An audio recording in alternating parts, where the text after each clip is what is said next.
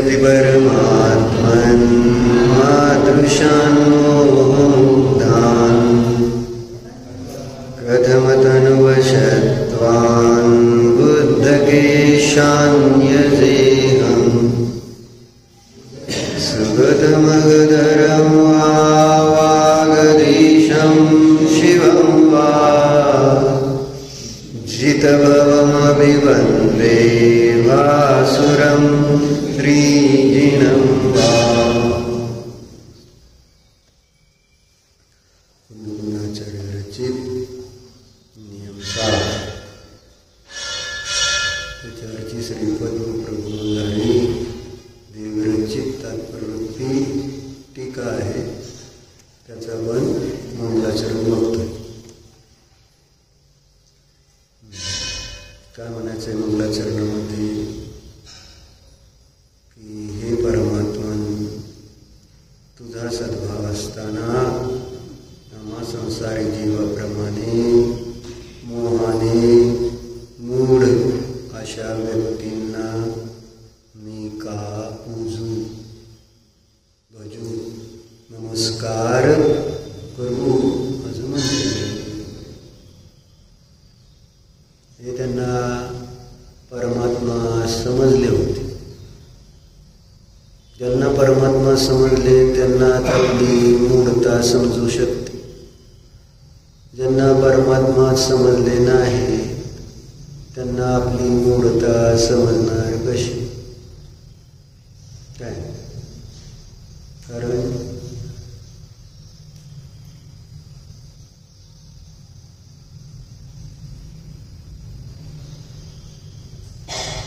अज्ञानाने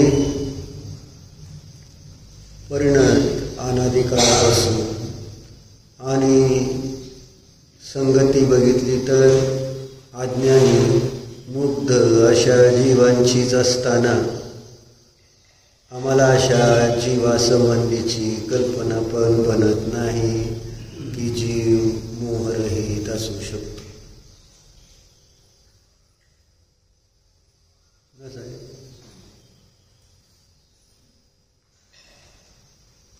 आणि मग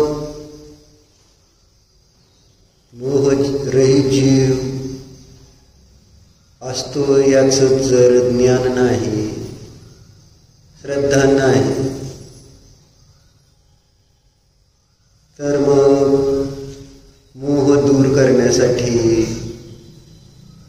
मी उपाय का करणार? उपाय करायचा आहे तर उपेय तत्वाचा निर्णय पाहिजे का नको? काय काय नाही,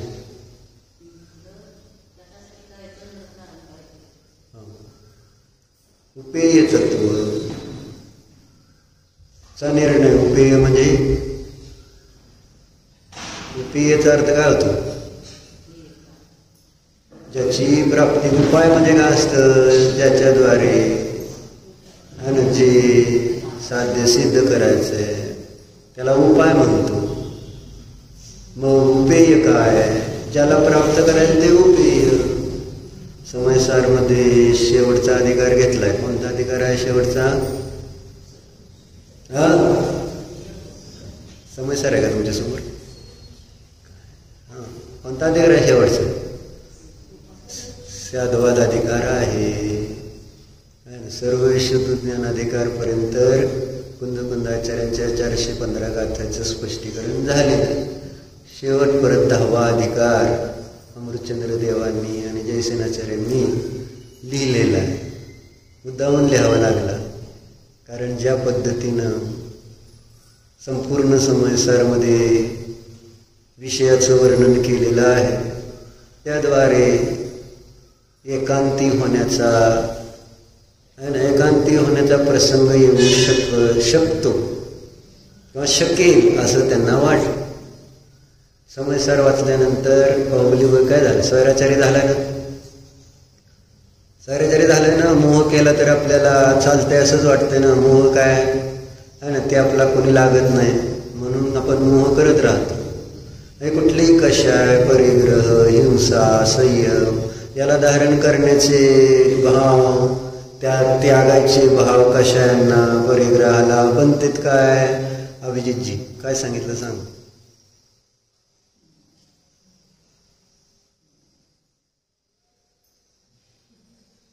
आता हसल्यावर काय म्हणतो? अवघडल्यासारखं होतंय का ना? लक्ष द्यायचं असते ना. उगं काय बघितलं शरीराने म्हटलं रेल्वेची इंजिनं नको आहेत म्हटलं. बारका डबा वापरला, बारका डबा नाही काय किडा पण चालतो आपल्याला. चेतन वस्तू पाहिजे ना समोर बसलेली. अचेतन शरीर नसते घेऊन त्यांना बघायचे काय करायचं ते? आणि त्याचा आपल्याला जर उपयोग काय? अचेतन शरीर मोठं मस्त मोठं आहे, मस्त शक्ती आहे त्याच्यात. करायचं काय त्याचं? त्या चेतना जर नसेल, उपयोगच नसेल, ध्यानच नसेल तर मग त्या शरीराचं करायचं काय? काय सांगितलं ध्रुव सांग. पप्पाला मदत कर.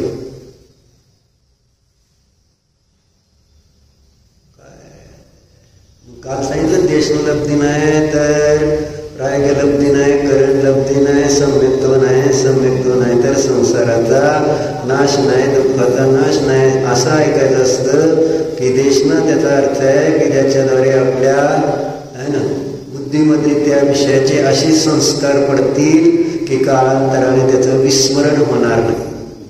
आणि आपण धर्माचं श्रवण कसं करतो? कालांतराने आपल्या लक्षात राहते का? एका क्षणात लक्षात राहत नाही. आत्ता काय सांगितलं तर आता माहिती नाही, थोड्या लगेच विचारलं तर काय सांगितलं. तिथं नसल्यावरच म्हटलं लब्धी पडणार कशी?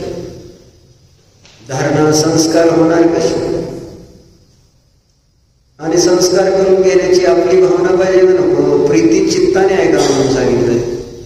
त्याशिवाय संस्कार घडणार कसं? की माझ्या कल्याणाचं कारण हेच आहे, याच्याद्वारेच माझं कल्याण होणार आहे. मग त्या दृष्टिकोनातून ऐकायला पाहिजे का नको? जागरण जर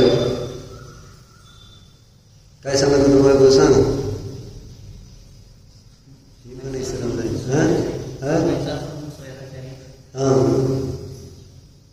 समयसार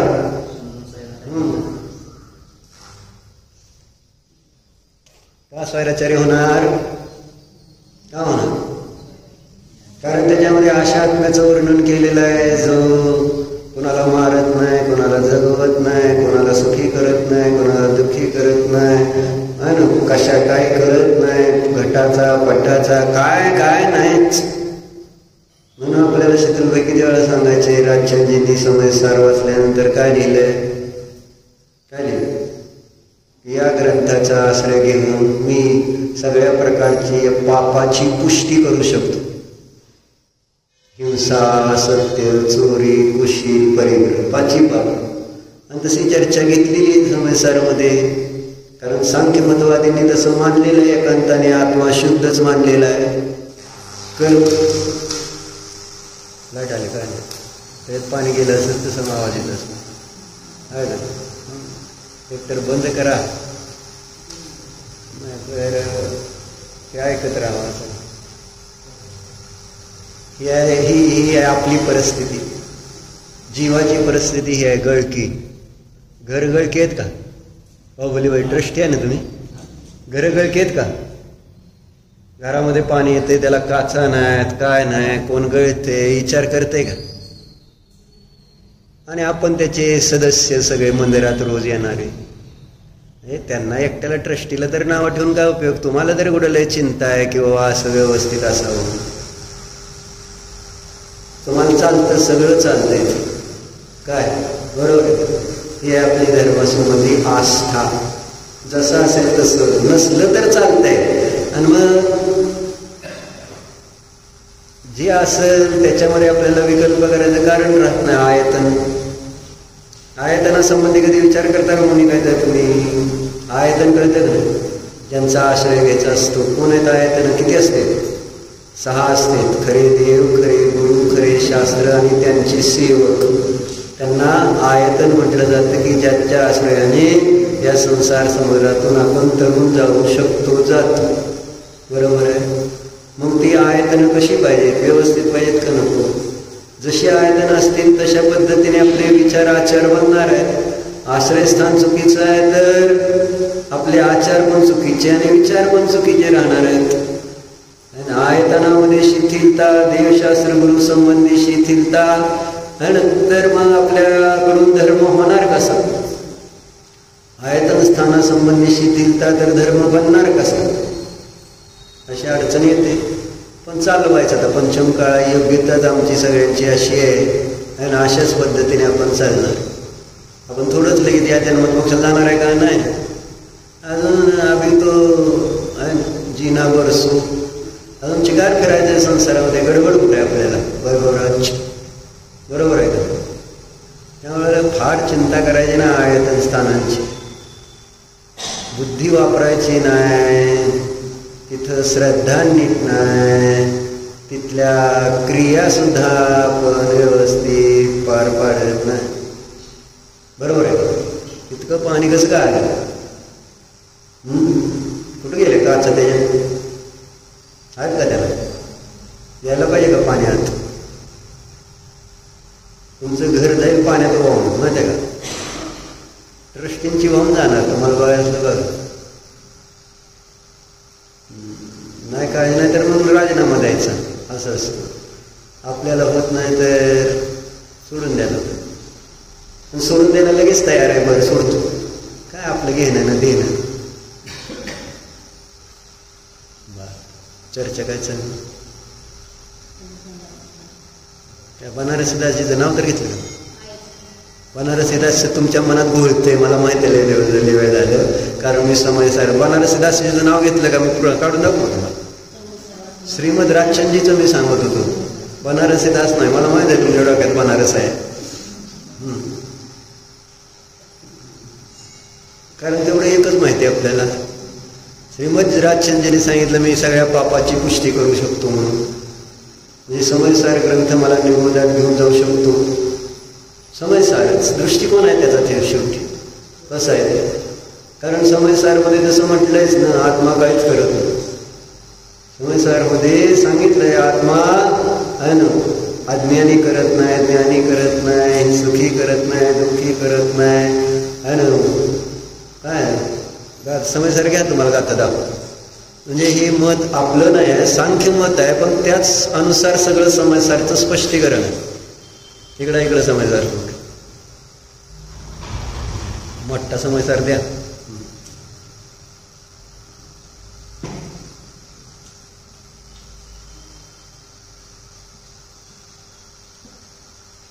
काय झालं त्याच्यात नाही का? मराठीत द्या ना. मोठा द्या म्हटलं मला. ती जयसेनाचार्यांचे मला हे हवं आहे. हां दिसतंय ना ह्याच्यात जरा.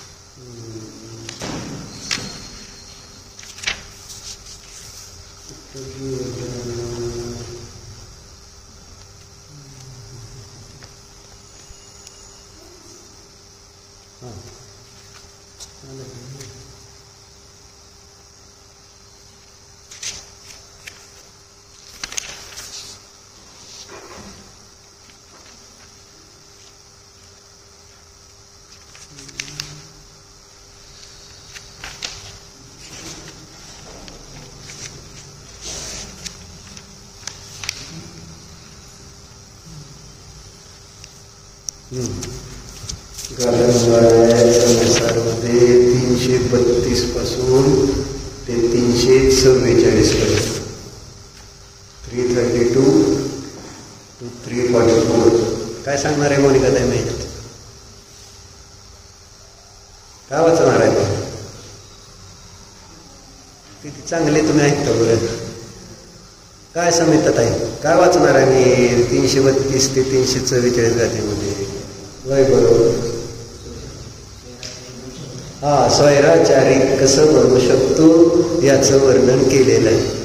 हे सांख्य मतवादींनी जो आत्मा मानलेला आहे तशा प्रकारच्याच आत्म्याचं वर्णन खरं पाहिलं तर समयसारमध्ये कुंदाचार्यांनी पण केलेलं आहे.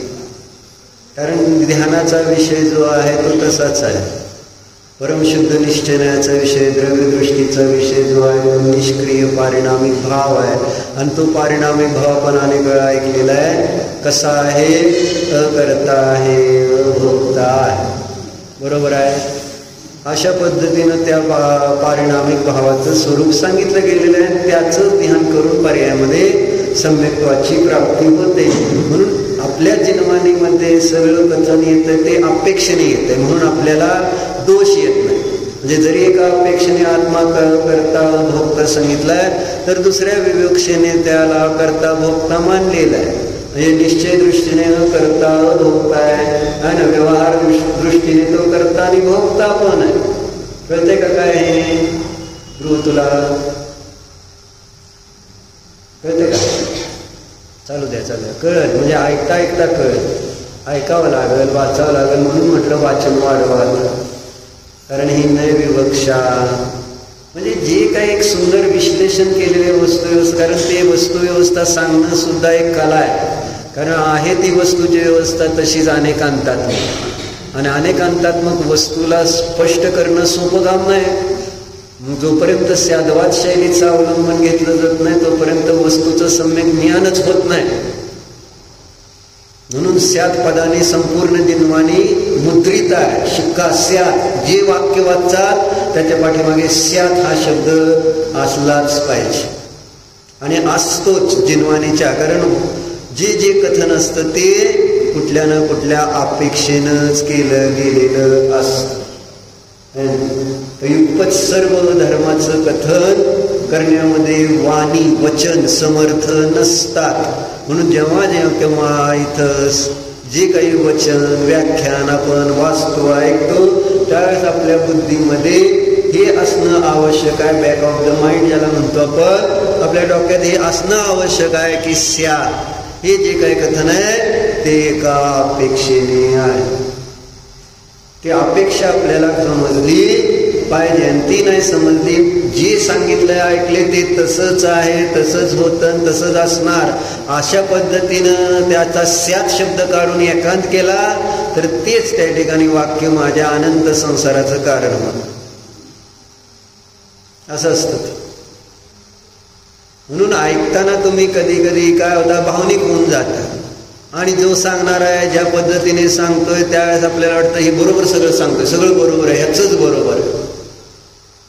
दुसरा आला तर दुसऱ्याचं बरोबर आहे, तिसरा आला तर तिसऱ्याचं बरोबर आहे. किंवा एखाद्याचा पक्ष आला, तुम्हाला जरा स्तुती केली तुमची, है ना, सांगता सांगता चार शब्द गोड बोलले तुमच्याबद्दल, म्हणणार ह्यांनी सांगितलेलं सगळं बरोबर आहे. आणि त्या वक्त्याने केलेला निषेध एखाद्या गोष्टीचा प्रकरणानुसार तर तो म्हणणार ते सगळे चुकीचे. ही अशी आमची बुद्धी आहे. आपण स्वतः जर अभ्यास करत नाही, चिंतन करत नाही, वाचन करत नाही, आणि मग त्यावेळेस होतंय काय, समोर सांगणारा जसं सांगेल त्यानुसार तुम्ही श्रद्धा ठेवत आपलंच नुकसान करून घेता. एवढं चांगली जिनवाणी मिळून सुद्धा तेव्हा आपलं पण एक काही कर्तव्य. कारण इथं तुम्हाला पण जायचंय मोक्षाला का नाही, कसा वक्त्यालाच जायचंय, सांगणाऱ्यालाच जायचंय. तुमची प्रत्येकाची काही जबाबदारी असते का नसते? काय नाही ती काय सांगितलं तर परवा जबाबदारीचं वर्णन केलं होतं एक दिवस आपण.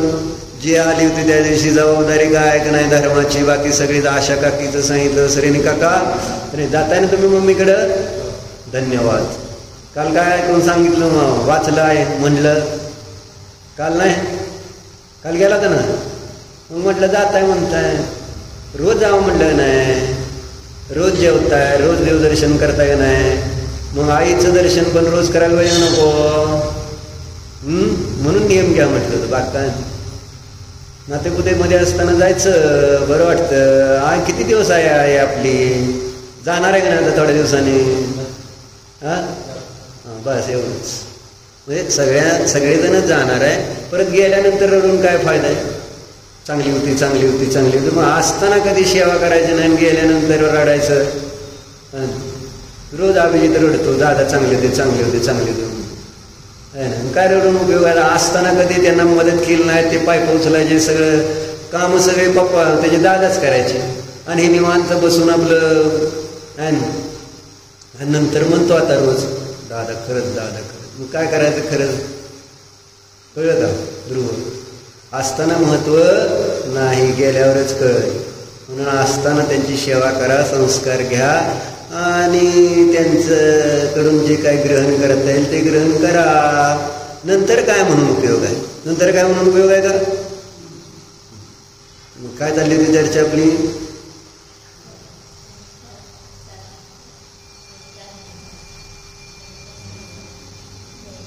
जिनवानी किती चांगली मिळाली हे सांगितलं. तुमची जबाबदारी आहे हे म्हणत होतो की बाबा नीट अभ्यास करा, आहे ना. की जे मिळाले त्याचं त्या ठिकाणी मूल्य कशाच्याही द्वारे चुकवता येणार नाही. याची व्हॅल्युएशन करता येईल का? एक एक शब्दाची व्हॅल्युएशन, तिथं किती संपत्ती तुमची जगातली संपत्ती दिली तरी याचं व्हॅल्युएशन होत नाही. पण आता त्याला काय म्हणतं, गाढवाला बळाची चव काय असा प्रश्न येतो ना. गाढवाला बळाची चव कळते का? गुळ खाऊ घाला, नाही तर साखर खाऊ घाला, नाही तर तुमचे पंचपक्वान खाऊ घाला. गाढवं काय करतं? इथं दिले ना शास्त्रामध्ये, समयसारमध्ये उदाहरण, हत्तीला चांगले पदार्थ द्या आणि चारा द्या, सगळं मिक्स करूनच खाणार ते. असं आपल्यासारखा दिशा नाही का, हे जरा ह्याची टेस्ट वेगळी, त्याची टेस्ट वेगळी, त्याची टेस्ट वेगळी, ते आपलं सगळं मिक्स करता येईल खातं. तसं आपलं चाललेलं असतं. अशुद्धता अशुद्धता, आत्मा अनात्मा, सगळ्या गोष्टीला मिक्स करून आपलं आहे ना अनुभवायचं स्वतः. काय आपल्याला कळतच नाही काय चांगलं आहे आणि काय वाईट आहे, काय बरोबर आहे काय चुकीचं आहे, काही कळत नाही. ही अडचण. आणि त्याचं कारण आपल्याजवळ सम्यक ज्ञान नाही. आपण वाचन करत नाही. जे सम्यक ज्ञान आपल्याकडं लिहून ठेवलं गेलेलं आहे त्याचं जर अध्ययन चिंतन. काय चाललंय बाहुबली वय? काय पंखे बघतं, काय बघताय? कुठं काचा नाही ती बघतं का? आवाज येणार की आता काय करणार? पाऊस पडल्यावर त्या वायरीमध्ये वाणी गेलं असेल. हो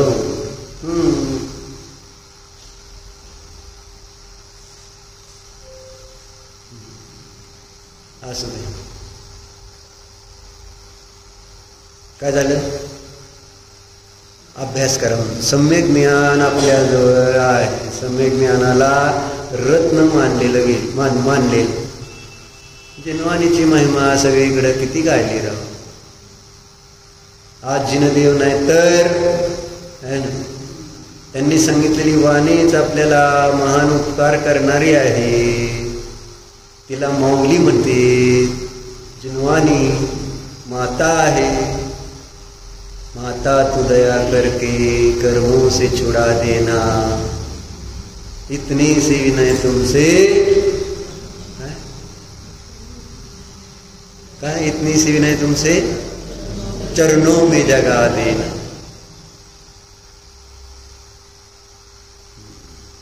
काय सांगतो गुरु? काय सांगतो?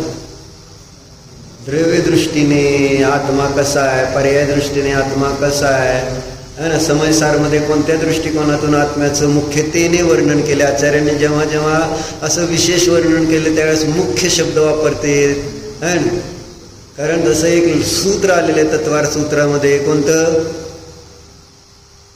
कोणतं सूत्र आहे? राजेश्वरी काकी पाहिजे होते. अर्पित अनर्पित सिद्धे हे. अर्पित आणि अनर्पित. अर्पित म्हणजे मुख्य, अनर्पित म्हणजे गौण. अशा पद्धतीने सगळं व्याख्यान केलेलं आहे. जेव्हा द्रव्यार्थिक न्यायाच्या मुख्यतेने केले त्यावेळेस पर्यायार्थिक न्यायाला गौण केलेलं असतं, त्याचा अभाव केलेला नसतो. काय?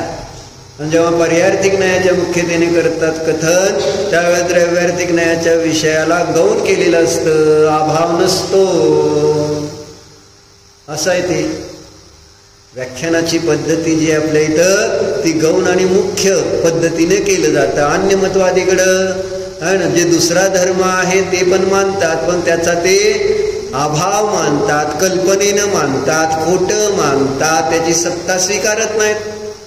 कारण एका वस्तूमध्ये परस्पर विरोधी अशा धर्माची सत्ता त्यांना झेपत नाही त्यांच्या बुद्धीला है ना. क्षयक्षम बुद्धीला एकच वस्तूमध्ये दोन परस्पर विरोधी धर्म राहणार कसे? नित्य धर्म, अनित्य धर्म, अस्ति धर्म, नास्ति धर्म, एक धर्म, अनेक धर्म, असे एकाच वस्तूमध्ये एकाच वेळेस इट्स इम्पॉसिबल. आणि अशामुळे त्यांना असं वाटतं की दुसरा धर्म जरी दिसतोय पण ती एक कल्पना मात्र आहे जीवाची, त्या कल्पनेमुळे हा जीव दुःखी असतो, म्हणून त्या कल्पना दूर करा असं सांगते सगळे आपलं तत्व अन्यमतवादी. जसं बौद्धांनी क्षणिक तत्व मानलं, मग नित्य दिसतंय की दिसते तर म्हटले ती तुमची कल्पना आहे. तुमच्या स्थूल बुद्धीमुळे तुम्हाला असं वाटतंय की वस्तू नित्य आहे, कायम आहे, शाश्वत आहे, ही तुमची मूढता आहे असं त्यांनी सांगितलं. त्यांना असं तो दुसरा नित्य धर्म वस्तूचा स्वभाव आहे, धर्म आहे असं मान्यच नाही. आणि म्हणून तुम्हाला जर सुखी व्हायचंय तर तुम्ही विचार काय करायचा, सर्वम क्षणिकम सत्वात, सगळं अनित्य अनित्य अनित्य अनित्य, एक क्षणभर आहे, पुढच्या क्षणात काय नाही, पुढच्या क्षणात जी आत्ता आहे ती पुढच्या क्षणात नाही. त्यामुळे तुम्ही राग द्वेष काय आत्ताच्या क्षणामधल्या वस्तूला ज्या जाणलंय त्याच्याबद्दल करू नका. काय फायदा नाही, पुढच्या क्षणी तुम्ही नसणार, ती वस्तू नसणार. असं एक तत्व सांगून लोकांच्या विकल्पातून थोडे रागद्वेष कमी करायचा प्रयत्न केला. कशाची मंदता करण्यासाठी अन्य धर्म उपयोगी नाही तसं नाही. कशाचा अभाव करणारा दुसरा कोणताच धर्म नाही आहे, कुठलंच दर्शन नाही आहे. एक जिनदर्शनच असं आहे की जो कशायांचा अभाव करू शकतं. पण आज जिनधर्मवालेच कशाच्या मंदतेच्या मागं लागले. कशाय मंद करा म्हणा, मंद करायची नाही ही पण एक विवक्षा आहे, मंद करायची. कारण मंद केल्याशिवाय कशाचा अभाव पण करता येणार नाही. तीव्र कशायवाल्याला कशांचा अभाव करता येतो का, नाही करता येणार. कशाची मंदता कशाच्या अभावाच्या लक्षणे आपोआप होईल किंवा करा, काय बिघडत नाही. कशायांचा अभाव करायचं हे लक्ष ठेवून कशाय मंद झाले तर होणारच आहेत ना. घरात जाताना अंगण लागणारच आहे ना. हे महाराजांचं किती वेळा सांगणं असायचं. रस्त्यावरून तुम्ही घरात जाता त्यावेळेस मध्ये पहिल्यांदा अंगण लागतं आणि मग घर येतं. त्यामुळे मध्ये अशुभानंतर शुभ येणार आणि मग शुद्धात जाणार आहे, ही पद्धतीच आहे. म्हणून आपला धर्म काय तर आपला धर्म आम्हाला कशातून मुक्त करण्यासाठी आहे. आणि इतर सगळ्याचे धर्म केवळ तात्पुरती शांती, टेम्पररी. जसं इंद्रिय विषय भोगातून तुम्हाला आनंद मिळतो तसं तिथं त्यांनी इंद्रिय विषय भोग दुःखरूप बघितले आणि त्याच्याऐवजी आपलं दुसरं काहीतरी त्यांना जे समजलं सुचलं त्यानुसार त्यांनी तत्वाची व्यवस्था सांगून आपल्याला शांती देण्याचा प्रयत्न केला. आणि लोकांना शांती केव्हा भासित होते, कशाय मंद झाल्यावर. कारण इतके तीव्र कसे आहेत वर्तमानातले जीव की त्यांना कळतच नाही की आत्ता जे कशाय मंद झालेत ते म्हणजे वास्तविक माझं स्वरूप नाही. तीव्र कशायातून मंद कशायत येण्याचीच उपाय सगळं जग करते आज. आणि मंद कशायत आल्यानंतर सगळ्याला छान वाटते.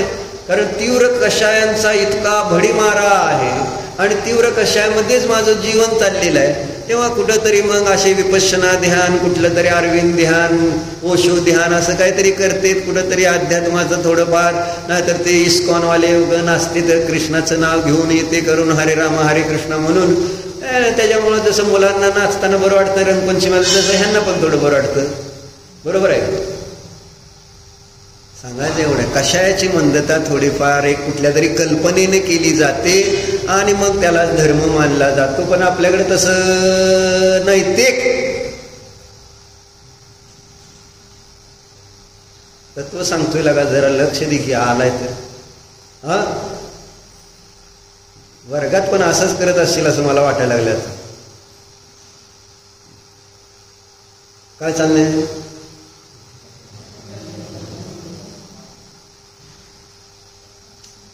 कशाच्या मंदतेसाठी आम्हाला इतका सुंदर धर्म प्राप्त झालेला नाही याच्यावर विचार करावा माणसाने.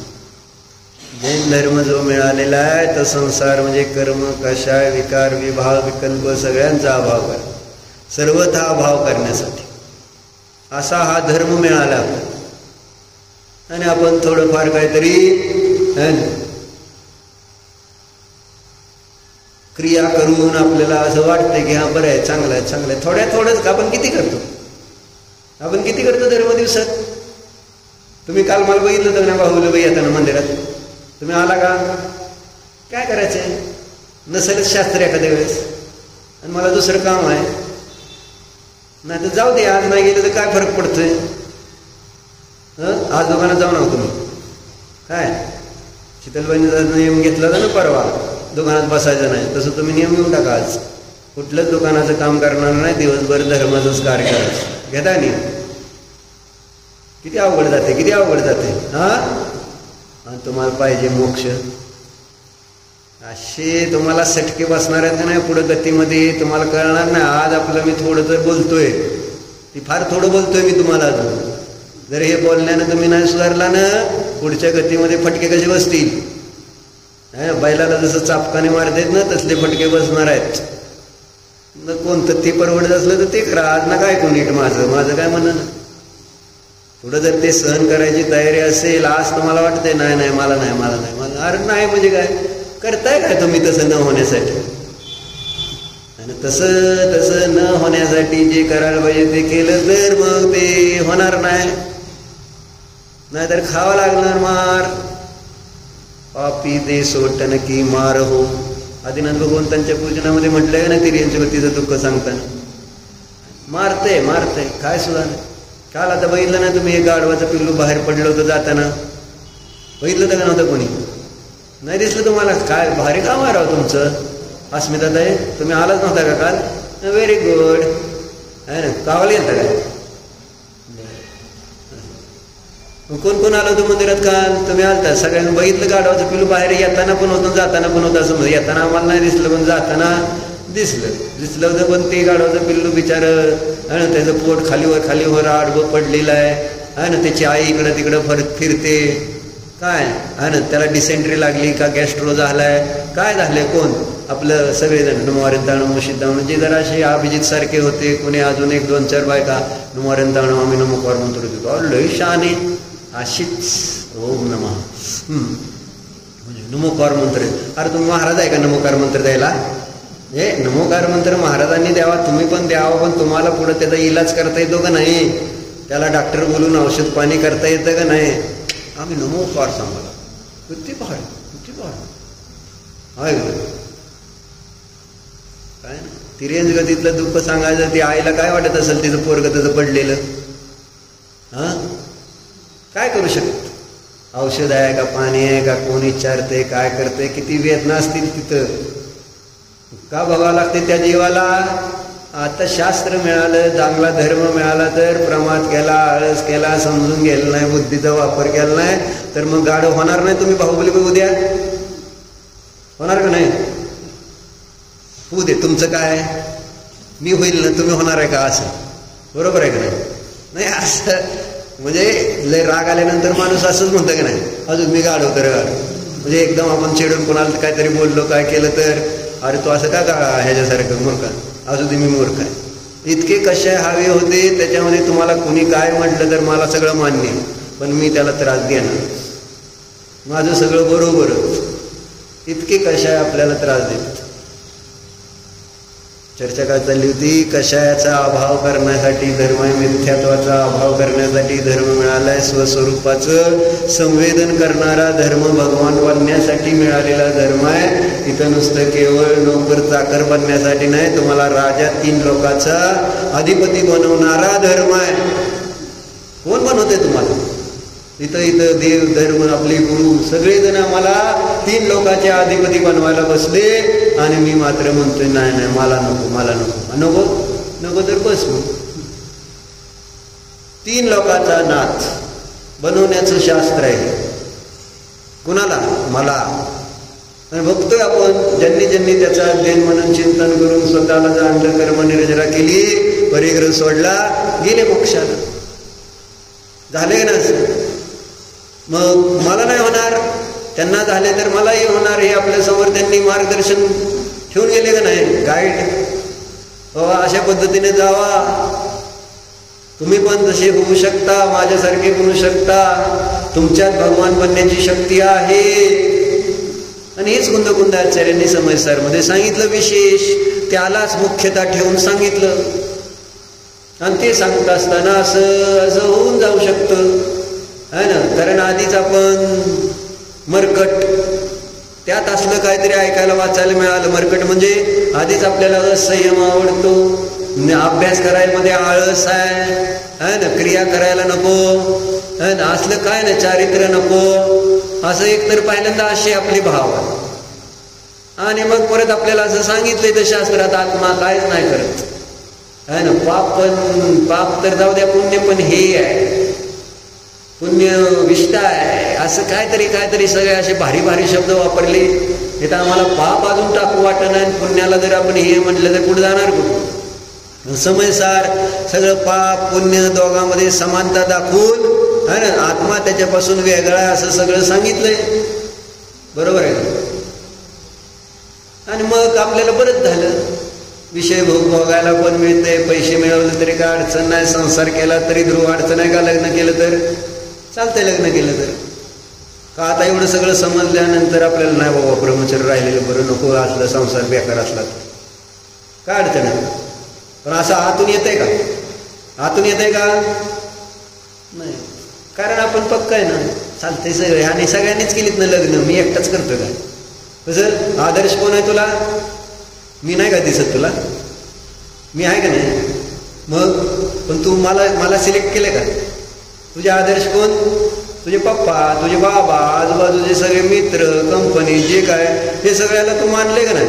हेच शीतल काका काय सांगा त्याला जरा, लग्न करायला पाहिजे का त्यांनी, ध्रुवनं नैतिकनं लग्न करावं का सांगा, सांगा की तुम्ही तर आहे का. गप बसले. अरे म्हणायचं नाही, नकाच करू, चांगलं नसतं असं सांगितल्याशिवाय त्यांचा कॉन्फिडन्स कसा वाढणार. तुम्ही मातीत गेला, त्यांना पण मातीत घालणार का. हा मग राहू दे का त्याला, ब्रह्मचारी राहू दे का नैतिकला. ध्रुवचं नाही चाललं नाही, ध्रुव राहायला चालतोय, पण आमच्या वंशाचा दिवा नको का आम्हाला, दिवा लावणारे सगळे कशा दिवा लावते. कसं वाटलं पाहिजे की बाबा नको एक जन्म द्या निज आत्म्याला ज्ञान नेत्र उघडवणी. हा असं म्हटलं की नाही आपण त्या चैतन्याची ज्योत दाविलीमध्ये, एक जन्म, एक तर जन्म द्यावा की आपल्यासाठी. सगळा आपण अनादी काळापासून संसारासाठी, लोकांसाठी है ना गेलं की आयुष्य, काय फरक पडला. आता जरा स्वतःला एक सॅम्पल म्हणून एक बघायला काय अडचण आहे. बघू एक जन्म स्वतःसाठी देऊन काय होते बघू, असं थोडं कॉन्फिडन्स नको यायला.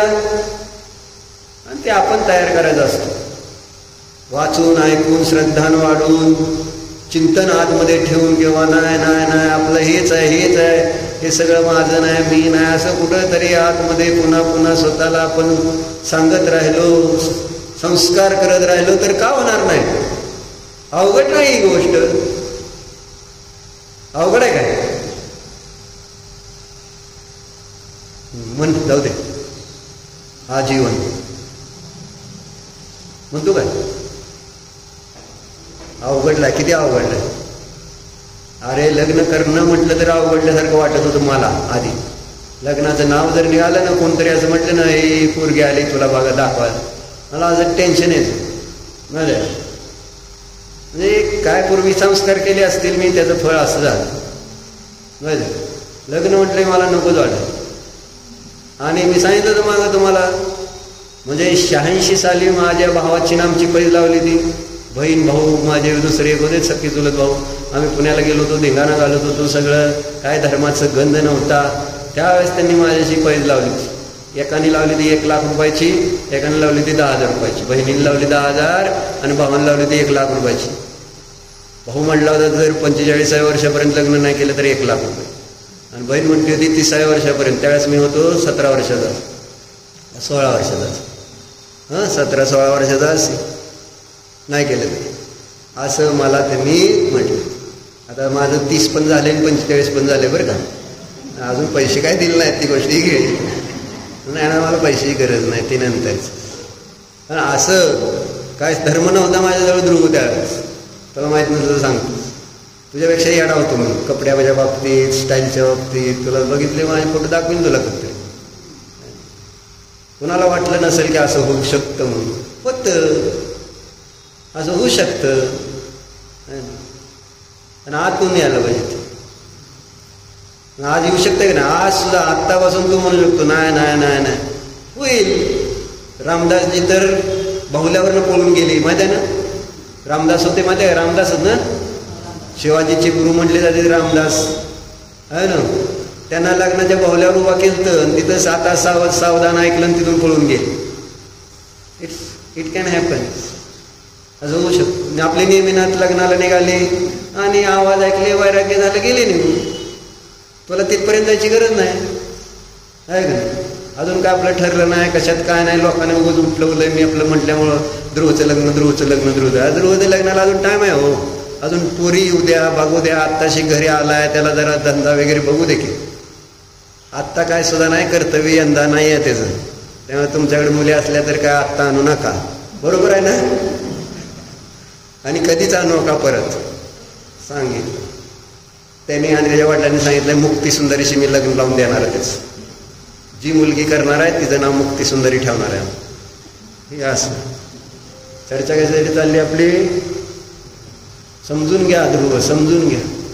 परत असा धर्म, अशी संधी मिळणार नाही. जे सत्य तत्व आहे, सत्तत्व आहे, जसं आहे तसं. मी परमात्मा, अशरीरी असा असिद्ध समाज, शुद्ध आत्मा, जन्म मरण रहित असा माझा आत्मा. आपल्याला स्वतःला जरा बघा की सिद्धांसारखं. शरीरच्या आतीत बघा ना, मग काय हे सगळे विकल्प, खोटे विकल्प राहणार नाहीत.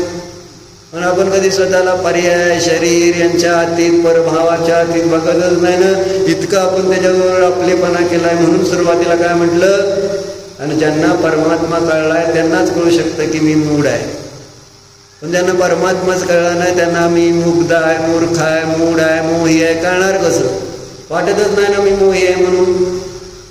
कारण आपल्याला मोहरहित जीवाचं स्वरूपच कळत नाही लवकर. त्याच्यावर आपण श्रद्धा तशी ठेवायला तयार नाही असतो.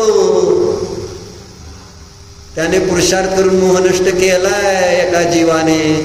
तेव्हा मी जर पुरुषार्थ केला तर त्या जीवासारखाच मी पण अनंत सुखी होऊ शकतो. असा कॉन्फिडन्स आपण स्वतःमध्ये उत्पन्न केला पाहिजे.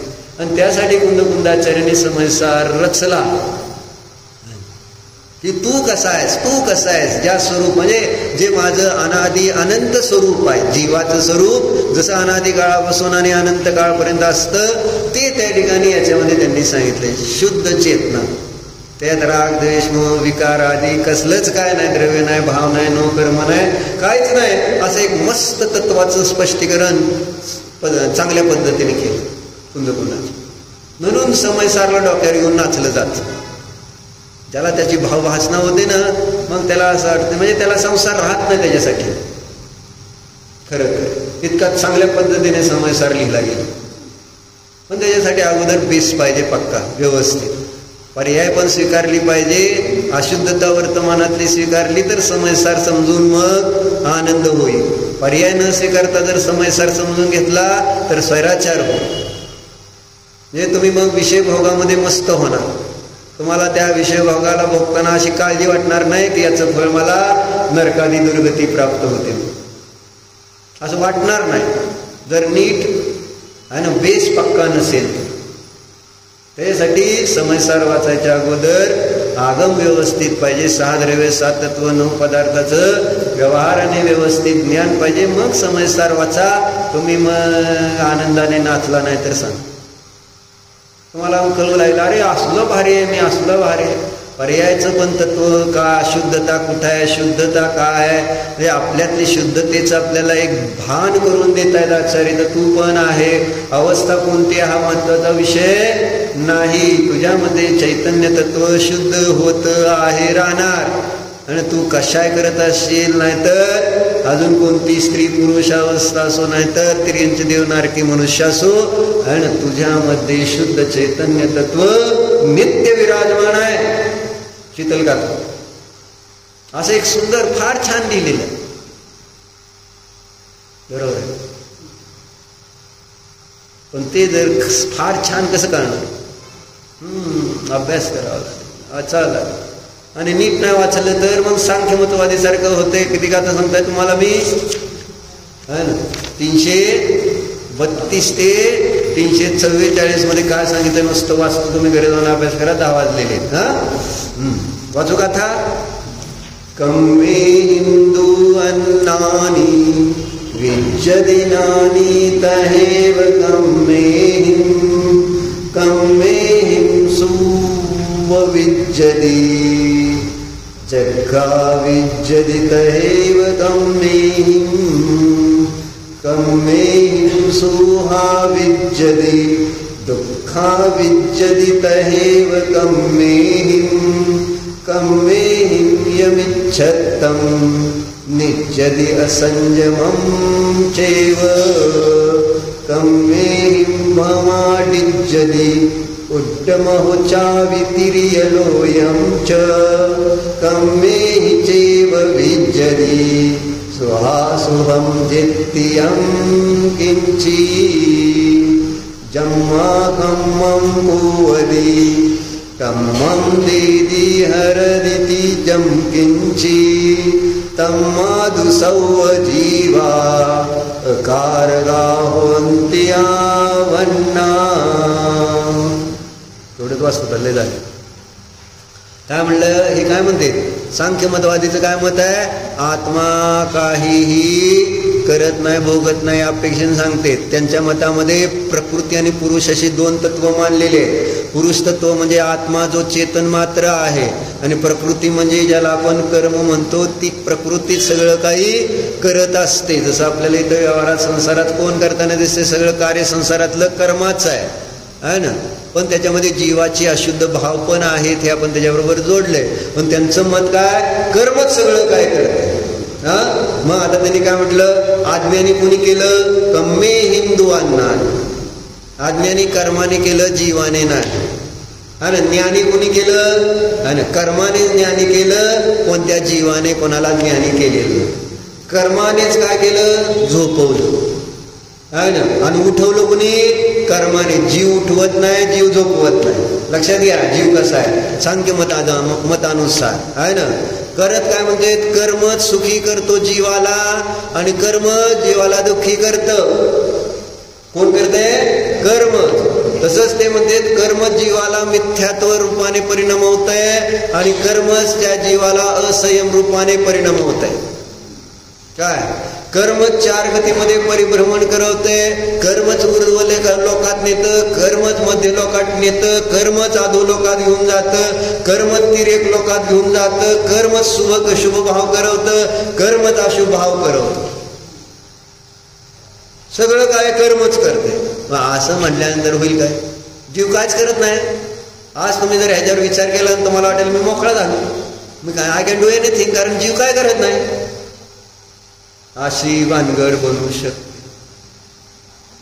ना. केव्हा जेव्हा आपण नीट समजून घेतलं नाही तत्व तर हे कोणत्या अपेक्षेने कर्म करते कोणत्या अपेक्षेने जीव कर्म करते हे सगळं नयाचं ज्ञान पाहिजे वस्तूचं ज्ञान पाहिजे तर आपल्याला है ना जीवनामध्ये स्थिरता शांती समाधान सुख प्राप्त. नाहीतर मग या सांख्य मतवादीने काय केलं कर्म करते जीव काच करत नाही. मग सगळं जे नरकात जाणार कोण जाणार कर्मच जाणार. जीवाला काय प्रॉब्लेमच नाही. मग पाप केलं तरी काय बिघडत नाही. त्यांनी म्हणून पुढे 2 दादा तसे दिलेले आहेत है ना. जम्मा कम्मम कुठं ते नाही पुढे दिलं पुरीसिथी हिलासी इथी कम्मम च पुरीसम हिलासी ऐसा ऐरिय परंपरा गदा एरी सुदू सुदी तम्मान कोई जीव ब्रह्मचारी दुआम देसे जम्मा कम्मम चे वही कम्मम आयुविल सदी दिभनिदम.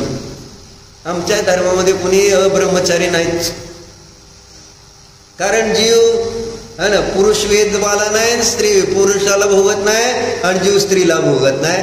कर्मच भोगतं आणि कर्मच सगळं काही है ना करत असं दिलं. मग काय पण करा म्हणजे इथं कुशील सेवनाच्या अपेक्षेने त्यांनी सांगितलं जीव कुशील सेवन करत नाही कर्मच करतं कुशील सेवन असं सांगते. जीव करतच नाही स्त्री वेद पुरुष वेद हे कर्माचं का बाहुबली बाई काय सारखं तिकडे बघायला मला हेच कळत नाही. तुमचं कोण आहे तिथं आणि असं बघून कधी आवाज थांबणार आहे. तर काय सांगतोय कर्म सगळं करतंय माझं काय संबंध आहे असं दिले ते. मग पाप करायला काय अडचण होऊ शकतं असं मला सांगायचं. अभ्यास करून ह्याचा कोणी स्वराचारी पण बनू शकतं. कारण असं आत्म्याचं वर्णन, अशा आत्म्याचं वर्णनच कुंद आचार्याने केले खरं तर. पण आपण कुंद आचार्य जेव्हा असं करतात व्याख्यान त्यावेळेस सावध आहेत. म्हणून तर अशी गाथा देऊन त्यांनी परत सांगितलं, असला समयसार मला नाही सांगायचा स्वराचार आहे ना. जो शुद्ध समयसार सांगायचा आहे तो द्रव्य दृष्टीने सांगायचा आहे, पर्याय दृष्टीने तो अशुद्ध आहे ना. तोच त्या ठिकाणी भोगतो, तोच करतो, तोच झोपतो, तोच उठतो, तोच ज्ञानी होतो, तोच अज्ञानी होतो, तोच सुखी होतोय, तोच दुःखी होतो. हे सगळ्या गोष्टी व्यवस्थित आपण जाणून घेतल्या पाहिजेत आणि मग भेदज्ञान आपल्याला करायला पाहिजे, मी काय नाही ते. आणि त्या भेदज्ञानाने आपल्याला काय मिळणार आहे? सिद्ध पदाची प्राप्ती. म्हणून देवाचं दर्शन नीट करत जावं. देवदर्शन करताना काय करायचं असतं? काय करायचं असतं? बाबा मी मोही आहे हे समजायचं असतं आणि ते मोहरहित जीव आहेत असं झालं होतं का नाही आपलं सुरुवात. तर परमात्मा नाही समजले तर मी मोही असं आपल्याला समजणार का? समजणार आहे का? आपल्याला परमात्मा समजले की हा जीव निर्मोही आहे, मग माझ्यात मोह आहे हे कळलं पाहिजे ना. मग मोहाला जर स्वभाव मानून बसलो असलो तर आपल्याला काय कळणार? निर्मोही जीव आपल्यासाठी आदर्श आहे, त्यासाठी की असतो असा जीव. आणि मग माझ्यात मोह आहे तो माझा स्वभाव नाही असा निर्णय करायचा. आता कितीपासून किती गाथा सांगितल्या तर मी आज थांबा. नैतिक किती गाथापासून किती गाथापर्यंत सांगितलं मी आता? थांबा. नैतिक सांग. काय तुला वाचायचंय का तुला करायचंय? बरोबर, तो अजून 9वीतच आहे ना, लहान आहे. 10वीत आहे, अजून लहान आहे. मी लहान आहे. बाकी सगळं कडं घालायचं कळते. बाकी सगळ्या दुकानातलं धंदा व्यापार करायचा कळते. सगळं बाकी सगळं कळतंय का नाही? आणि इथं आता तुला कोणत्या गाथा वाचायच्या समयसार मधल्या म्हटलं तर कळलं का?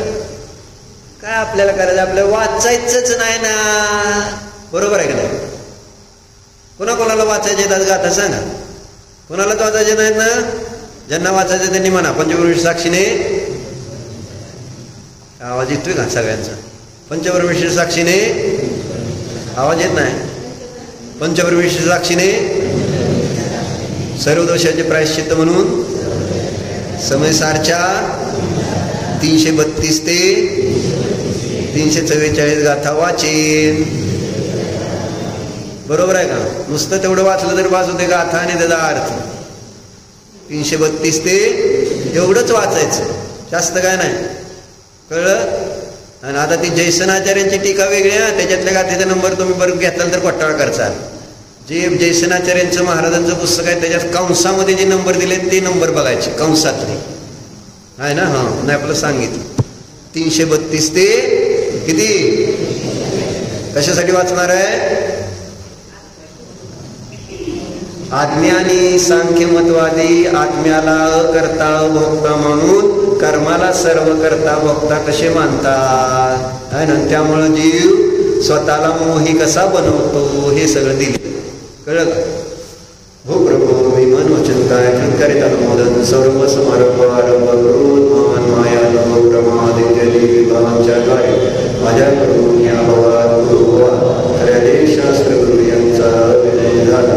घेतलेल्या पदामध्ये विक्रम तिच्या राहाच्या दोष लागले. केंद्रियापासून पंचेंद्रियापर्यंत ज्या काही जीवांची सर्व निरंतनाने स्वाध्याय करीत असताना घडलेल्या या सर्व दोषाविषयी मी कशाला व्यक्त करून क्षमा मागतो. हे माझे सर्व दोष मिथ्या हो, मी माझ्यामध्ये राहो. या सर्व दोषाविषयी मी प्रायश्चित्त म्हणत आहे.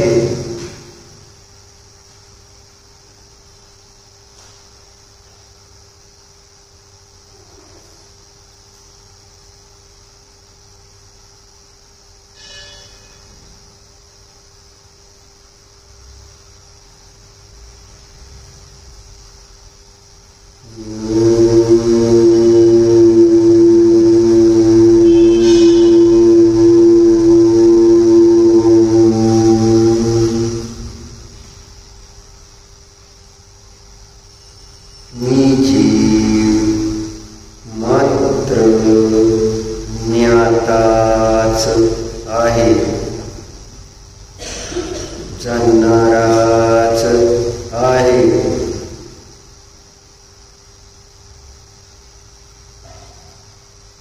मी जीव करता भोगता नाहीच.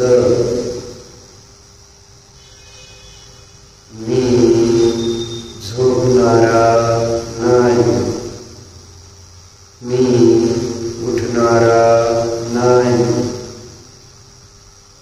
मी अज्ञानी होणारा नाही, मी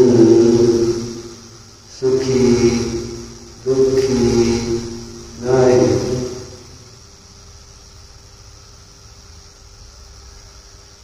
मी